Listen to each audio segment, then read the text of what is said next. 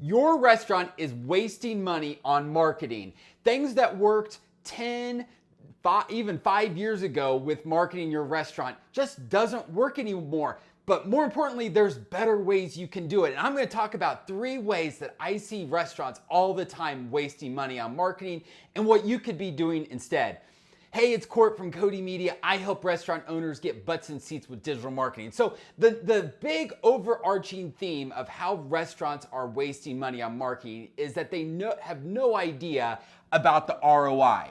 You know, there are lots of ways you can market, and I'm going to talk about 3 that I see, but that really comes down to is, are these things actually getting butts in seats at your restaurant? Are you spending money on these things that are actually generating sales? And if you don't know, then you can't make good decisions on whether you should keep doing that thing or whether you should try something different. So let's go through and talk about 3 different things. Number 1 that I see a lot is people boosting posts. Now, this is what I talk about all the time. If you've been following me, you know that I talk about when you boost posts, people are scrollers. They're just scrolling through their phone. And if you just boost a post without any call to action, and when I mean a call to action is you're not asking somebody to do something, whether that's to sign up for your VIP club or even just go to your menu, click a link and go to your website. If you're not asking somebody to do it and you're just boosting it and putting it out there, yeah, you're gonna get awareness. Yes, people will see it. You might get some likes and comments and shares.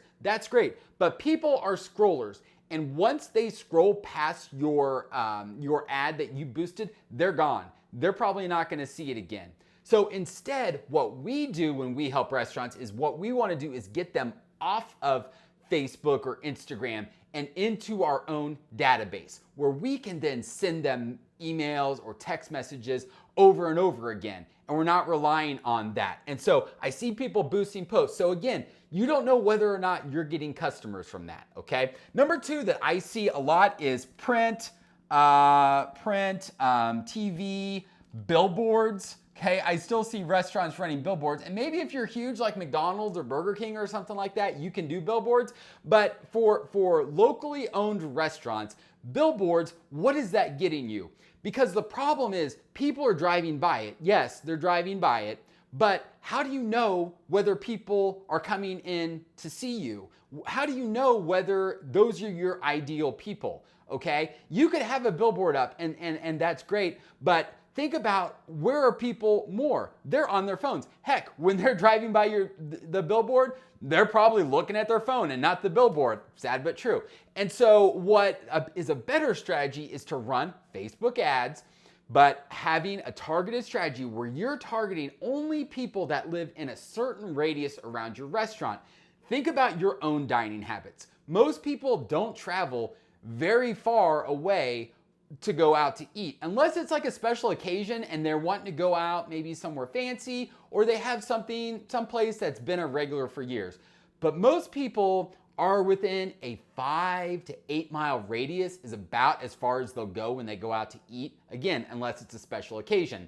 So what can you do? Well, you should be collecting emails and building a database of everybody that you can within 5 to 8 miles of your restaurant, because those are your people. Those are your customers that are going to be your regulars that are coming in over and over and over again. And so I call this pray and spray, where you're just praying and spraying and you're putting out on TV or you're putting in billboards, but you don't know whether those are your ideal customers or not. Okay. So number 3 is that I see are mailers. Okay. And this is like Valpak or Value Mail, some of those other ones.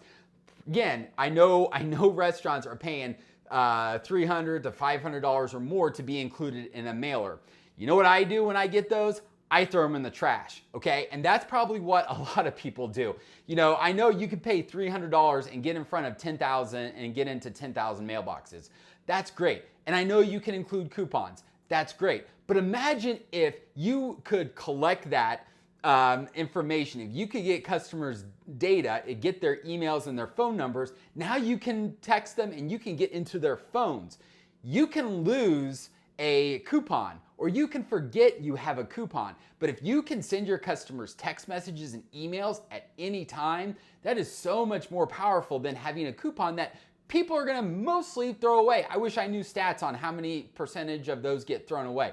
Probably a pretty big percent. So, a more effective strategy would be running super targeted Facebook ads with an offer where you collect their data. Maybe you do the same offer that you're doing in the mailer. I know there's a Mexican place here in town that does a free queso dip, and it's like a popular thing. That's great, but what if they had that information, they collected that data, and so they could send emails? Email is basically free. I mean, it's like super, super cheap. And you can do that and send out emails way cheaper than you could do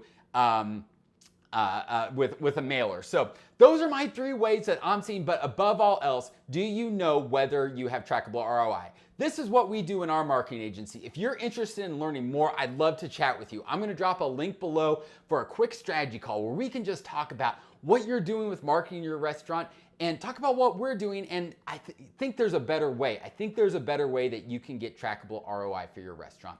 Hope you're having a great day, and I will talk to you soon. Thanks.